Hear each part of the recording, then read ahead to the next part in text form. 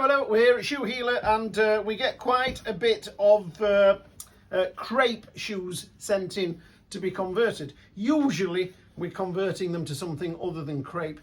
Crepe is lovely, it gets a bit sticky and it picks up a bit of muck, and it is repairable, and you can have your crepe shoes repaired and redone, but a lot of the time the shoes are being converted to something else. And these are two shoes here. We have the Loake 1880 that's having this crepe removed. Paul, the Loake, is it having the crepe removed? What's going on it next? The Vibram. 2060, those there. Oh yeah, Vibram 2060 for a customer. Lovely, lovely. That's the foam sole on there. I'm going to quickly get this. I should have had this ready, but here it is. This is a Vibram sole. That sole's now going on the shoe. So this is the sole that came off. What's quite interesting is the way Paul takes these off is he just nicks the top of the stitches all the way around, just touches the stitches, and then he pulls it off, and all the stitches stay in the first layer, which is the midsole of crepe. You can just see a slight line there. So this is stitched through the first layer of crepe onto the shoe, and that would be the crepe midsole. Now we've got rid of that crepe midsole. It's all come away with the crepe. We've put a leather midsole on there. Obviously Paul's checked all the cork in there, repaired it and replaced it if necessary, and then that boot's going to have this sole on here. Similar look, but it's not going to have the step in. It's got this little curve in there. Lovely repair. Over here we have an Alden boots, shoes. We love them most of the time because they're so well made, and then they'll go and do something stupid like not put a shank in the shoe, and then the shoe just flexes and it drops a little bit in the arches, and they've gone to make a fabulous upper, fabulous shoe, and then they just miss out that little bit of a detail.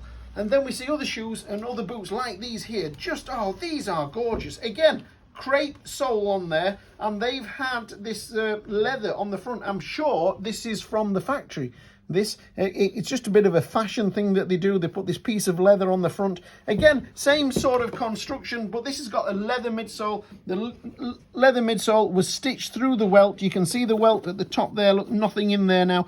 Paul's just touched every single stitch with a knife and then pulled it off. He's now fitted the midsole, and he's getting on at me. He wants these back. Look at the lining inside these. Just look at that lovely lining, and then this little, what would you say, this little beading edging round the top there.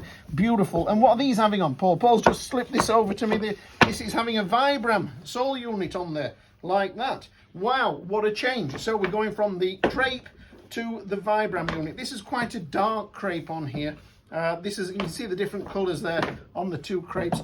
Paul, Alden shoes. What's your thoughts on the Alden shoes? Yeah, quite good. Yeah, lovely. Yeah. What do they compared with an English shoe? Out of 10, what would you give it? It's got to be up there. 7.5, 7.5, 8 for an Alden shoe. Yeah, lovely. Alden shoes, we do love them. Okay, so we've just got these back from Paul, and he said to me, just mention the fact you can see where he's stained. He looks like he's varnished it, but he's stained the welt and the midsole there, ready for the unit going on. And then he says when he puts his just white stitching, or just slightly off-white stitching across the top of the welt, it really looks nice. It really makes that stitching stand out when it's all been... we actually call it marzipan because it smells like marzipan, but it just soaks in, and it's like almost like a varnish on the leather. And this one here is done the same with that one on the Loake. Sorry, that's it. Don't get that confused, your Loake and your churches. Alden shoes, I've just been on at him again about them. You know, what do we think, where do we think they lie? And he said, I think they are sort of like on par with your Cheaneys, your Crockett's, your Aldens sort of fit in there.